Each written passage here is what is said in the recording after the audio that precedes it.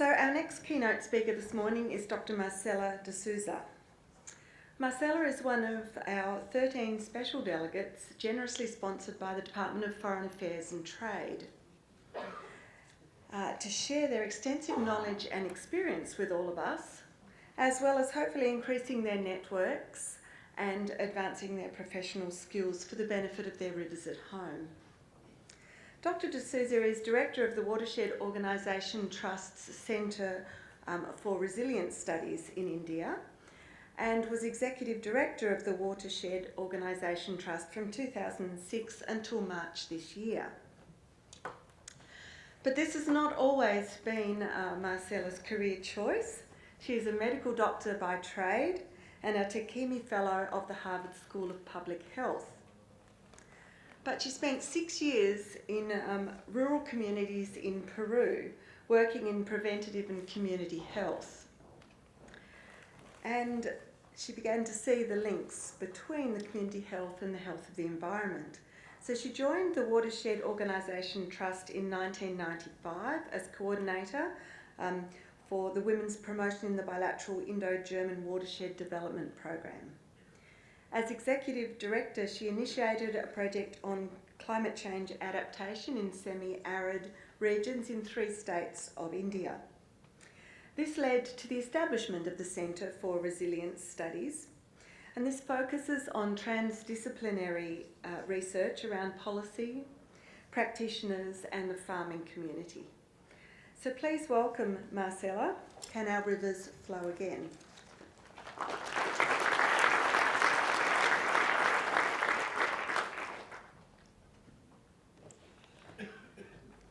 Good morning, friends. I want to say I'm very humbled to be here because during the past day and the days before that, I have learnt a lot.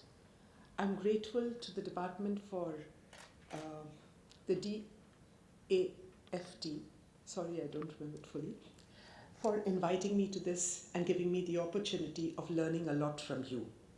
But as a part of the process, I know it's also a lot of sharing and exchange that takes place.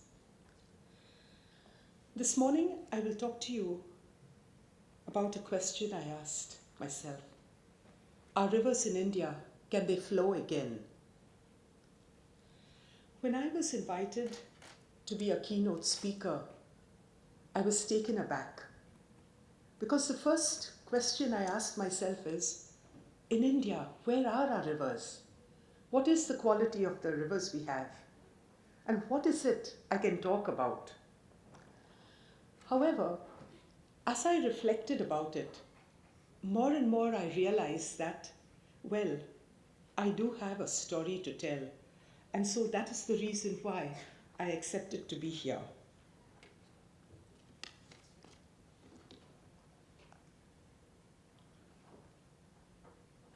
I'll just give you a brief overview of my presentation. I'll talk about the Indian scenario related to the water and land. What were the early actions taken by my organization and a number of others gradually to address water scarcity in the upper catchments of the river basins? What were the impacts of these early actions? That was around 2001-2003. And then enter climate variability. More and more we realize the need to develop a systemic understanding of the interconnectedness of our land and water resources. And then the last part would be is, how do we move towards resilience of our streams and rivulets through informed action?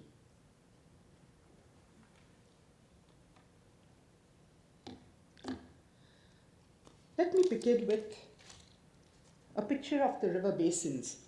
I would request you to just have a look at the picture on this picture on the river basins first. When we look at the map of India and see the massive cover of the river basins, it's quite fascinating and quite, as it were, encouraging. We think we have a lot of water, we are covered there with the river basins. why should we have problems of water scarcity. Let me explain a little bit about the rivers. Most of the rivers in India flow from west to east. They traverse long stretches before they finally exit into the Bay of Bengal. Very few rivers flow from east to west.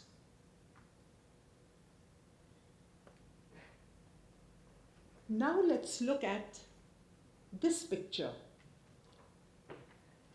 This map is telling us about the semi-arid, the cold deserts and semi-arid areas, and the hot deserts and the semi-arid areas of the country.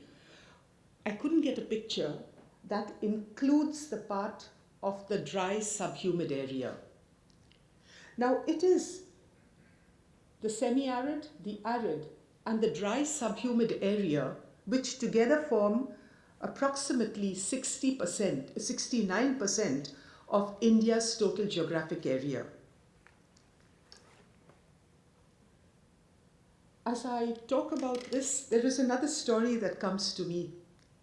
During my teenage years, when I was brought up in this central area, let me put it here, in this area of Maharashtra. I grew up there. And when as a teenager, I used to be traveling by the bus during the monsoon sometimes. We were often caught on the bank of a river because the river was in spate, sometimes for 2 to 4 hours. The whole bus loads of us stranded there because the river was in spate. And then what we realized also was, what we experienced rather was, during the summer months, we always faced water scarcity. These were questions I asked myself. On the one hand, we have rivers in spate. On the other hand, we have water scarcity in 2 different seasons. What exactly is the problem? I suppose as a medical doctor, I was always asking, what is the problem? What is the problem? Go in for diagnosis. Anyway, later, when I joined the organization, Watershed Organization Trust, I realized what it was. However, I will talk to you about this a little later. Let's talk a little more about the drylands, areas of India, and its agriculture. As I mentioned earlier, please, to this slide, add another 16% of the land, which is dry subhumid. And we see that about 69% of India is arid, semi-arid, and dry subhumid. Of India's geographic area, approximately 60% is under agriculture in one season or the other. And of the total population, approximately 55 to 58% are from the farming community, farm laborers. Most of these, 86% of these, are small landowners. Well, I would say that of these landowners, the small landowners, some of them own some water resources, but most of them are dryland farmers. So you can imagine this whole chunk of India dependent on water for its livelihoods and its living. We often ask ourselves, we are the largest drawers of groundwater. Shamefully, about 80 to 90% of our dependence is on groundwater. But when one puts these maps over here, one begins to understand how people's living and livelihoods, their survival, is dependent on water, and therefore groundwater, in such large areas. And it is from these dryland areas that India gets approximately 40% of its food security. So there's so much of dependence on the dryland areas to survive, and therefore the water needs for these areas. When I joined the organization way back in 1995, These were some of the early pictures and scenarios that we still work on. We believed that unless we treated the land from ridge to valley, developing, constructing continuous contour trenches, planting trees on these, grasses on these lands, we would not be able to conserve soil and water. Now, if you remember, a little while ago I mentioned about being stranded on the banks of the river that was in spate. The color of the river at that time was muddy. In India, we would say that is the chai flowing. Most of you would know that, So when I began to see this picture, it then struck me the type of treatments we were doing on the land from ridge to valley, all along the contours, following the the topography, was actually treatments to stop the degradation of the soil, from preventing soil runoff and forcing the water underground. And then on farmlands, because these are the semi-arid upper catchments where there is barely any water, we did bunds on the farmlands, and so that soil and water could be conserved in situ. Anything to help the farmer take at least one good season of agriculture. However, we realized that unless we had the endorsement of the entire community, we could not take this forward. And so we began with complete mobilization of the entire village community.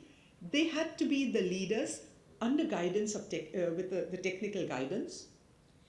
And in that way, early in about 1992-93 was when we started our work on a large scale. Prior to that, there were small isolated areas of good watershed management being done by individuals, but these were few and led by leaders. Our approach was, how do we take it to scale? How do we demystify technology? How do we put it in a manner that can be upscaled and yet it can be contextualized? These were some of the types of treatments we did, including engaging women. Many of them were illiterate, but we could engage them because they had a passion to understand and to communicate. We got the local people to do the treatments. They themselves did the digging of the trenches. These were the gully plugs to prevent the runoff water and collect the silt, and then the gabion and various other structures, following a very systematic approach. We realized that demystification of technology and putting it into the hands of even the so-called illiterate community has a big role to play. And then, when the little rains came, we could see the impacts. Everywhere along the trenches, along the hills, water would be stopped. Soil erosion would be stopped because it would flow into these trenches. At other areas, we had various types of gabions, small check dams that allowed water to be retained and water also to flow off. And then our little streams and rivulets began to flow. Those were the moments of joy, because now at this time, the water was clear. We would test and assess our results by saying how much of silt is being washed away. So when we did the treatments over here, actually it was the base flow that would allow the waters to be collected in percolation tanks, and the silt would had another area to be stored before it went off, and clear water would then rush off. And then the rivulets, sorry, I won't talk of the rivers, the streams and the rivulets began to flow again. Sorry. And we realized that where water flows, money grows and life improves. And these are some of the pictures after we did watershed development, where people and the local communities, the village watershed committees and the village development committees were in charge of the development process. Here are some of the results of one village which we have been documenting systematically. I'm not going to take you through all this, but I'm only going to point you to a couple of things. Before 1997, there were 63 wells. By 2013, 138. The seasonal agriculture was 131 hectares, increased to 425. Net sown area was 456. In 2017, it was 845. But you would also note that the rainfall in this year was, was 368. So we could say there was a year of low rainfall, and here almost double, 610. It is an area of, in the rain shadow, what we would call the water scarcity zone. However, in the year 2012, it was one of the severest droughts in Maharashtra, the severest in 40 years. We had barely 287 millimeters.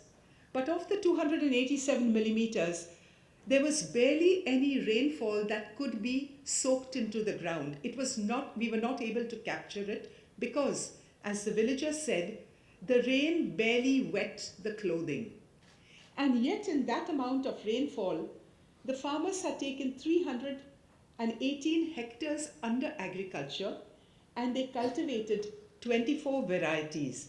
That was the risk ability that increased with the farmers having been able to manage their land and water resources in their village.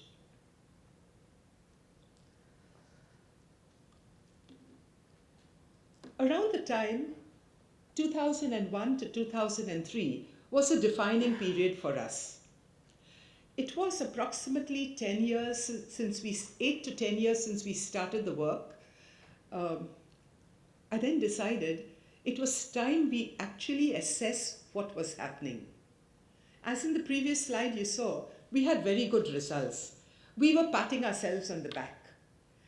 But somewhere there was something nudging saying, go down deeper and find out what's really happening. We were a little anxious because what would we tell our donors if we found something negative? Then we decided, let's take the courage and do it. So we had two outside researchers who came and did an assessment, and we decided also that the results would be classified. We would not publish it. That gave us the freedom to say, let's look at the devil in the eye. What we found was, yes, the results were very good. However, we found that now everybody wanted to have a water source, so there were increasing number of wells and bore wells and more water being drawn.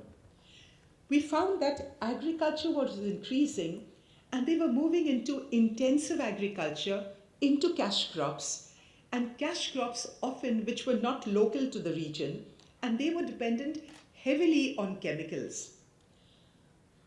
We saw that mechanization, it was a high external input agriculture.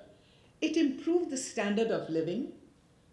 We saw downstream farmers getting the benefits. They didn't deserve it because they didn't pay for it, and they are not willing to pay upstream, but we had no control.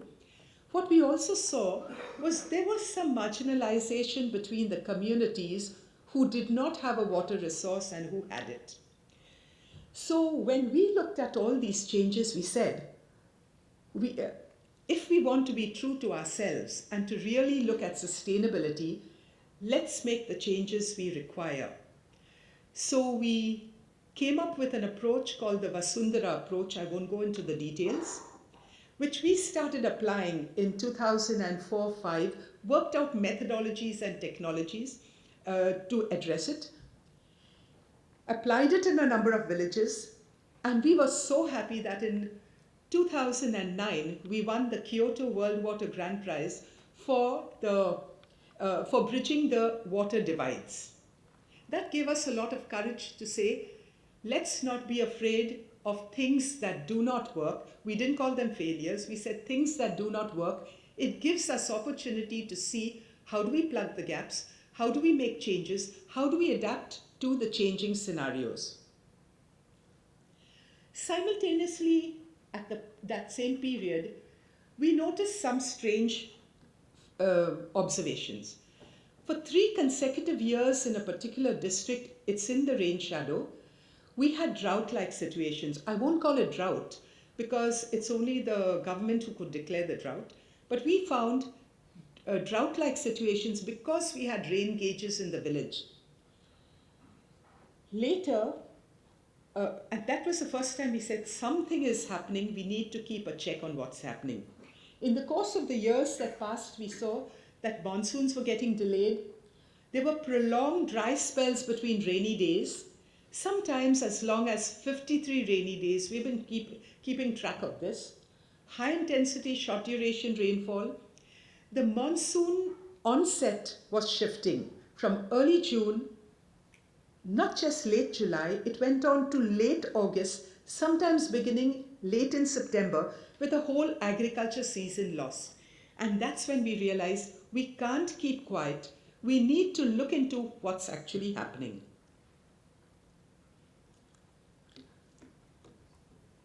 A paper has recently been released, I think about 4 or 5 days ago, on what will be the impact of a global warming, or when the temperature rises to 1.5 degrees above the pre-industrial era. And this was a paper done jointly by one of my colleagues and the University of Cape Town, because it was looking at both India and Africa. And what we found that under an RCP 8.5 scenario, we will be touching globally a temperature of 1.5 degrees.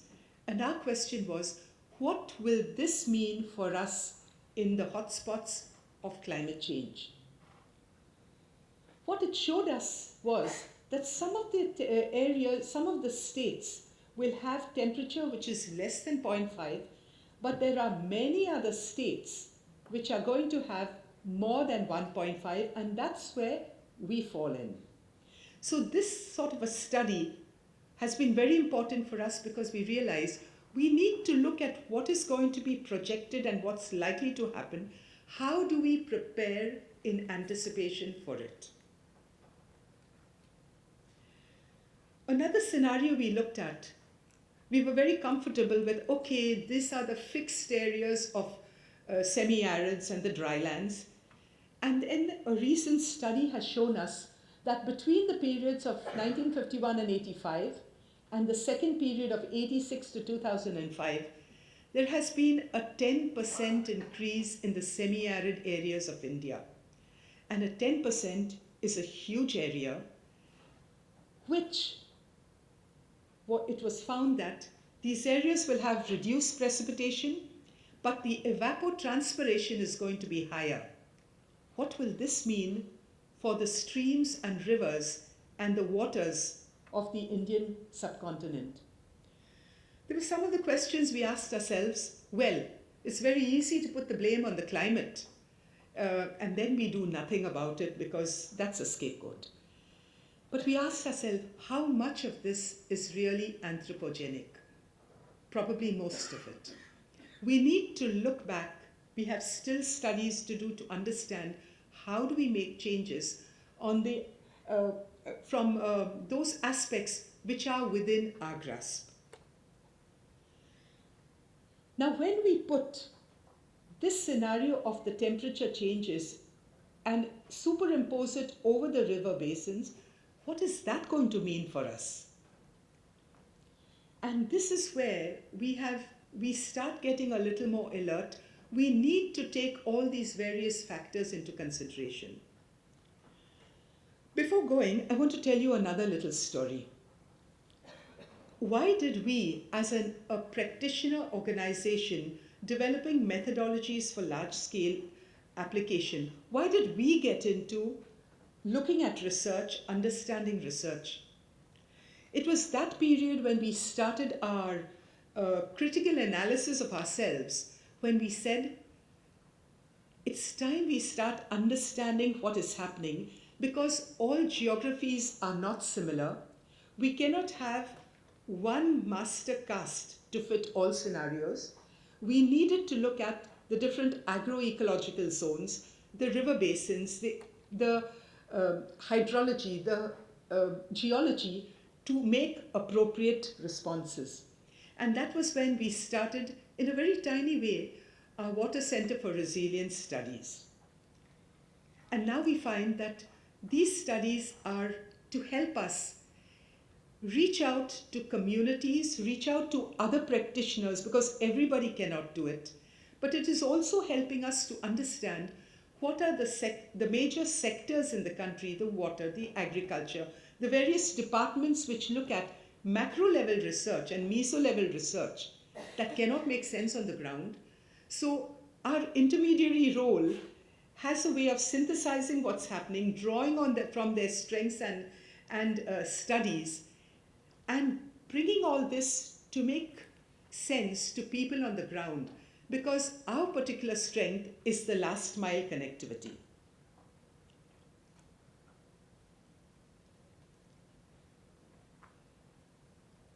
I just want to go back to this before I go to the slide.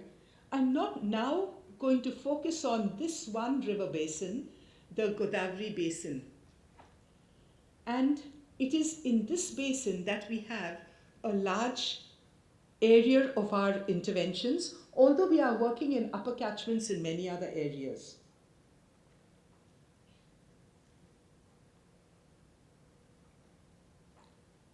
Okay. This is a picture of the Godavari Basin, another study that will soon be published, done by a colleague and the Indian Institute of Tropical Meteorology.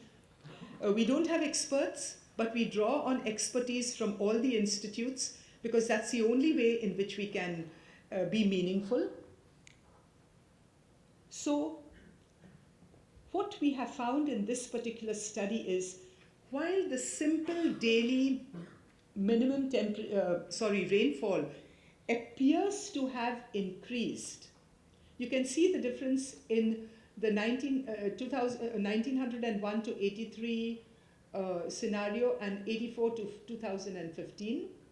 It appears to have been increased, you know. What we have found also is that there is an increase in the number of dry days between two rainy days. On an average, from 7 to 8 dry days, it has now doubled to 13 to 16. In other areas, it is more. What we have also observed in this situation is that the monsoons have been delayed.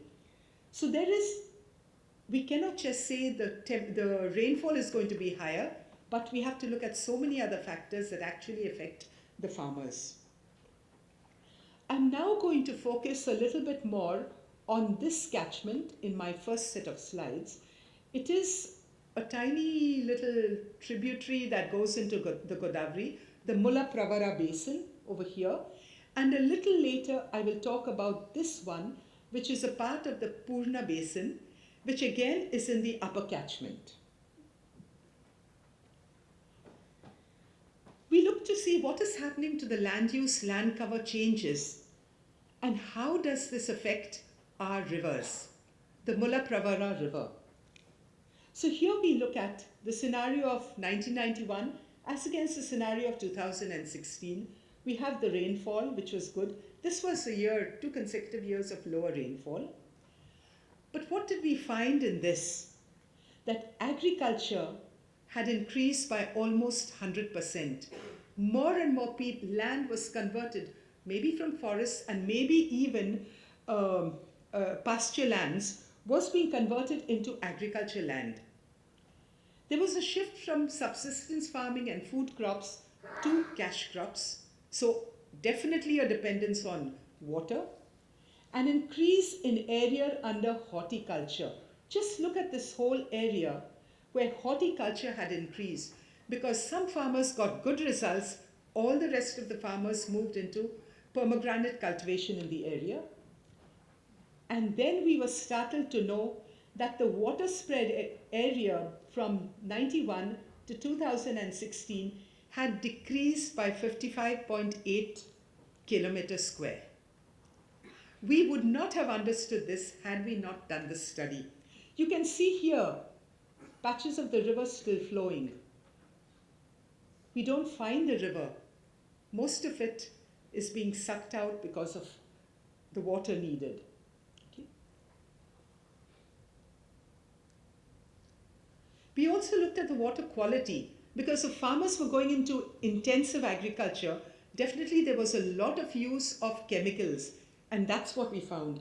When we did any of these studies and data collection from the villages, we showed it back to the farmers there and then and the community. We needed to motivate them. We need their support in this whole effort. And that is what we found, that between the pre and post monsoon, the water quality is very poor. High levels, because of irrigation, high levels of salinity, a lot of drawing of the groundwater, contamination due to high nitrate concentration and microbial concentration. And in the second river, the Purna Basin, which I'll come to a little later, we found that there is leaching of fluoride into the water. That is because this excessive drawals of groundwater for irrigation. And it's only when we put it back to the community do we realize that there are problems and community has to take positive action for this. Now this is a picture of the Purna Basin, a slide that I will show you. We looked also to see what is the temperature, what's happening to the temperature, and what will the temperature do to our agriculture, to our people, and also to the health of the people. And here we found that this particular area is not a heat wave zone in the country. Okay? But we found that temperatures in 2015, large areas have gone up to over 50 in the summer, in the month of May. Okay? What does this mean for the rivers? What does this mean for the water sources? What does it mean for agriculture? These are the constant questions that we ask ourselves. Okay? And then we looked at what's happening again to the rivers, but from another perspective.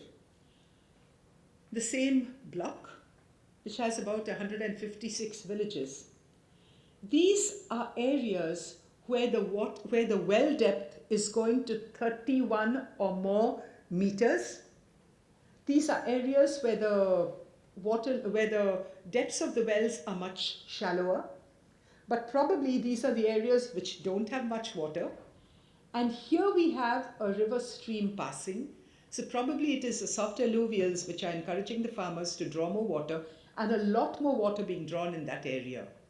Besides, this is an area that has denuded itself of the trees. They've cut the trees. All the land is flat in agriculture. And simultaneously in India, this is only up to 2001, but we see how all the wells and tube wells have increased. If we take a study to know what's happening today, we are the biggest drawers of groundwater, depleting our own sources, making our future insecure.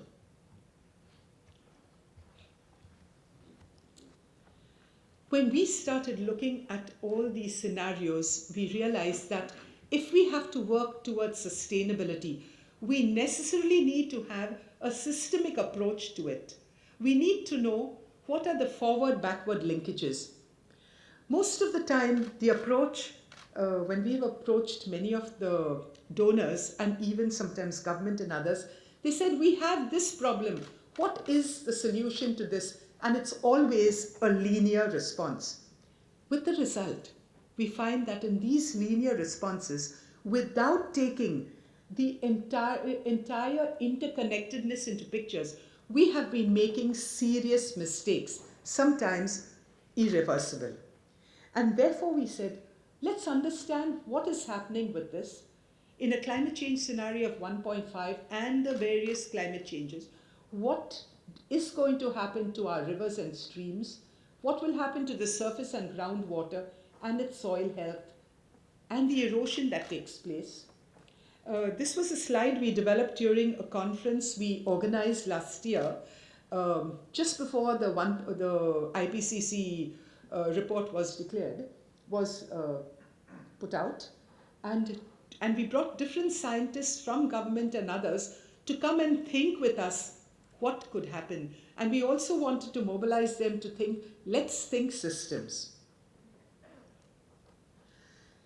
Here is where we looked at a comprehensive understanding of the complexity affecting the rivers and the water resources. What would happen to this when we have temperatures rising and increasing aridity with evaporation and the surface water, and the soil going to soil health, with the surface water getting depleted and the demand for cash crops, urbanization, going to water extraction, contamination, and then mineral leaching, and the whole system affected. We thought that if we have to make changes, we need to look at the picture and see what is the change, and therefore what are the forward-backward linkages, so that we work more and more towards low and no regret interventions. And what are the actions that are taken in India today and in the past, to protect our water resources? For a long time, the governments have been looking at, similar to the work in watershed development, which I showed you earlier, governments have been doing this on large tracts because they realized that unless we do good watershed management, we cannot protect our soil and water. Something that is positive, results are being seen, but unless the quality of the work is good, you don't always get the same results. Currently, the government is looking at, there are various state and national plans. The Niti Aayog, the planning commission, the committee that plans for the country, has prepared the water budgets from the top down for every state up to the district level, including for industries. What was missing there was what happens with the farmers and the grassroots communities. That's where we needed to do it. Okay? And then the state of we had the Jal Shakti Abhiyan, we have the Ganga River Rejuvenation Program, and legislature in the state of Maharashtra for its Groundwater Act. Okay. Civil societies have been very active. River rejuvenation movements, the Water Cup, by celebrities, by media, religious leaders and others. Practitioners and communities with the support of donor communities have been going extensively into managing the groundwater, to managing communities to help them manage the waters better and the land and water resources and agriculture better. What did we in WOTR, Watershed Organization Trust, do? After we did watershed development in a very systematic way with the communities being organized to manage the water resources, as we saw in the year 2001-3, we had climate scenarios, we had various other things, we had over-extraction of groundwater, we had intensive chemical agriculture. We realized that we needed to add a component on water management. We began with water stewardship. It didn't click right, but then we finally settled on a water stewardship approach, which looks at the villagers assessing their water quality, water harvesting plans made, managing water for agriculture, budgeting water for home requirements, for livestock, and then for agriculture, planning agriculture according to the water available from the precipitation that they can assess, as also groundwater that the villagers were taught to assess, making water efficient use plans, and the community setting up its regulations. So this is where we started with the water budgets being put up on board and villagers being brought together to understand what are their water resources, the groundwater resources and the surface water resources. So the active engagement of local communities on watersheds, the ownership by them, the demand side management, but the need for an interdisciplinary scientific approach, support of government norms. We took the Maharashtra Groundwater Act, which is struggling to get effective.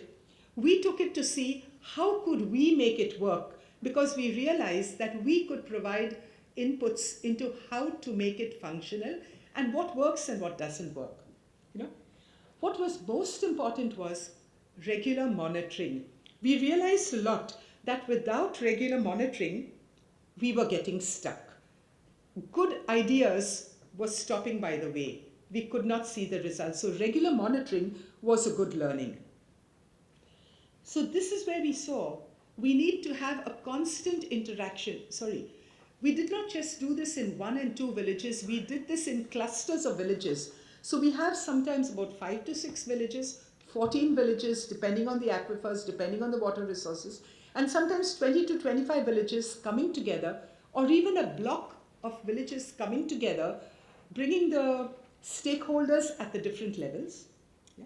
And here we needed to realize constant analysis, engaging, sharing with the community, co-evolving the plan with them and the government officials, acting in partnerships, reflection, again, are we doing the right thing, improving on it, going back to, and the whole process continues. Stakeholder engagements play a big role. We did not look at stakeholder engagements from the macro level because we realized that unless we have a sizable number of villages and people coming together, if it's too massive, it goes out of control from our perspective. So we brought the primary stakeholders together, all water users, secondary stakeholders, the tertiary stakeholders whose decisions contribute to making changes, bringing them together to be informed, to dialogue, to learn, to experience, to effectivize the plans, and to see how we go ahead. At this moment, we have 14 villages coming together who are taking their aquifer management plans forward. It is the surface waters and the aquifers which are being planned together, even in a drought year. To summarize, if you want to move towards resilient living waters, when I put myself this question, I first said, what do we do? And then I said, get the humans out of the picture. Because I think that's the only way that nature can resolve itself. But then we can't do without the humans, because we humans need to flow with nature and walk with it. We need to accommodate the ecosystems, which is primarily helping us to secure our future.